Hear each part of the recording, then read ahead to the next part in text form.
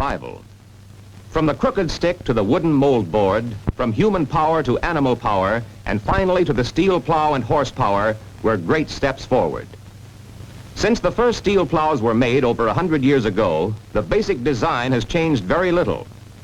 This plow, made by hand in La Crosse, Wisconsin in 1848, is an example. It consisted of a frog, which acted as a foundation for all the other parts, a mold board, a share, and a beam to haul and guide the plow. 100 years later, this plow bottom, also built at La Crosse, consisted of a frog or foundation, a mold board, a share, and a beam to pull and guide the bottom. So the original steel plows have not changed much in a century. The walking plow that our forefathers used was guided by a combination of the proper vertical and horizontal hitch and a pair of handles. To make the plow run deep or shallow, the hitch point was raised or lowered. To cut narrow or wide, the hitch point was changed on the bridle at the front of the beam. After the walking plow came the sulky, then the tractor with steel wheels and multiple gang plows, and finally the rubber-tired tractors and pull-type plows that were carried on wheels of their own. In 100 years of transition, wheels had replaced the handles, but in all of these changes, the basic bottom remained the same. Then came the pickup or attached plow. It uses the tractor as a carrying medium and also to replace the wheels and handles. Let's examine this tractor and plow combination and see how it works. Here's a new general-purpose 16-inch two-bottom plow. Obviously, it has to be hitched right, both for width of cut and for vertical line of draft. Remember the horse hitch on the walking plow? Here's the modern version of it. A crank and screw raises or lowers the tongue of the plow to the proper position for plowing to the desired depth. To adjust the width of cut is now quite simple. Hitch to the center of the tractor and move the driving wheels to the correct width to run in the center of the furrow without crowding the wall or the turned slice. On this particular tractor, that's easy to do. Merely loosen the locking screws and let the engine move the wheels. This quick, easy change of wheel spacing is of great value for plowing, listing, cultivating on beds, even for mowing or harvesting. Now we can forget about side draft and fit exact row or bed widths without loss of time between jobs. For a two-bottom 16-inch plow, the centers of the tread should be 61 inches apart. For a two-bottom 14-inch plow, 56 inches. No bridle is necessary to offset the hitch. By centering the tongue or drawbar, the plow can be hitched to the exact width of cut and runs without side draft. On the crossbar are two collars that can be moved to allow the tongue or drawbar to be shifted for this exact setting. When 14-inch bottoms are used, the tongue is normally set 3 1/2 inches from the top edge of the left beam. This will be 4 inches when 16-inch bottoms are used. Now we're ready to go to work, so let's hitch up and plow. Notice that it requires no lifting or tugging to attach the plow. The tongue straddles the tractor drawbar. Drop in the drawbar pin and insert the hitch pin. When these hitches are made, the lift arms are ready to attach. No bolts or nuts, just pins to push through. Simple, isn't it? The plow is leveled crossways by a wing crank that changes the length of the right-hand lift link. This makes it possible to plow level no matter how deep the furrow. Remember, this plow has no wheels, and when the plow is carried, its weight is supported by the tractor. Ever since the rubber tire was introduced, it has been customary to add wheel weights to secure extra traction. Well, here is another way. Add the implement's weight to the weight of the tractor, even while it is working in the field. The pickup plow weighs from 500 to 600 pounds and can take the place of many wheel weights for adding traction. When the plow is running down to the desired depth, in other words, when it's hitched right, the land side just touches the bottom of the furrow. It does not dig in, nor ride up high behind.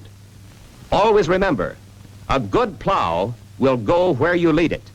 It will go as deep as it is hitched or beamed to go, and no deeper.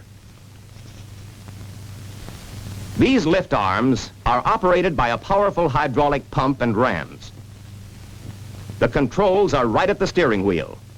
The arms not only lift the plow and carry it in transit, but can also carry it while at work. This adds the weight of the plow plus the earth on the mold board to the tractor's weight to get more traction. To demonstrate the value of the plow's weight in furnishing additional traction, let's plow 8 to 9 inches deep in tough alfalfa sod, clay soil. The plow is properly adjusted to run at this depth. Up at the hand control lever, the hydraulic system is set so it will automatically regulate the tension in the lift links, which transfers weight in proportion to the load.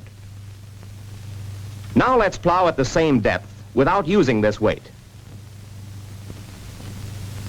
The lift links are not carrying any load. See what happens? Too much slippage. Obviously, this is not a profitable way to plow. So let's go back and set the hydraulic control lever to take advantage of the automatic traction booster.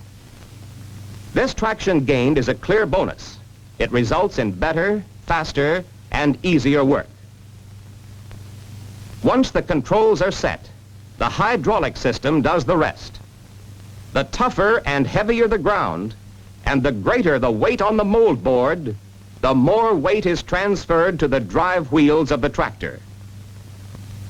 The tractor's hydraulic system allows this same utilization of weight when you want it with many of the other attached tools, such as the pickup disc plow with its keen cutting disc blades,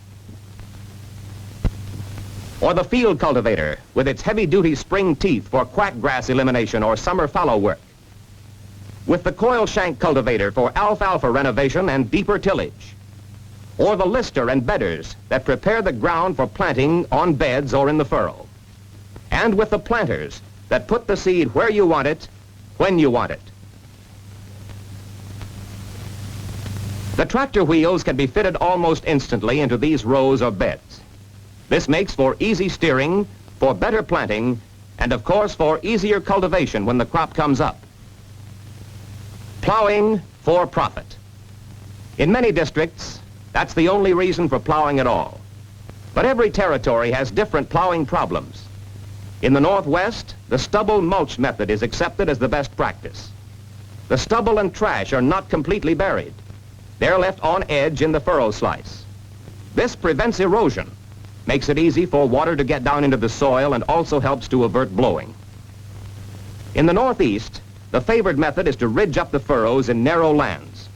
This also prevents washing and makes for excellent drainage. Pretty, isn't it? The people of the Great Plains and the Southwest are rapidly learning to use these crop residues instead of burning them. The Corn Belt growers also are aware that covering all of the residues left by a big crop fattens the soil and reduces next year's hatch of borers. The Southeasterners favor the disc plow, which does not cover the trash and green crop, but merely mixes it into the furrow slice. In most of our agricultural territory, however, the big demand is for coverage and complete inverting of the furrow slice so that weeds or plants being plowed under will decay to make humus and build topsoil. Today, more than ever before, we must do better plowing. We must turn back into the soil more vegetative matter to build humus and to provide a better place for precious microorganisms to work. We must plow down more crop residues and more green manure, as well as more of the barnyard variety. When we plow these materials into the top layers of our fields, almost invariably we will harvest better crops and greater cash returns. Then, we're plowing for profit.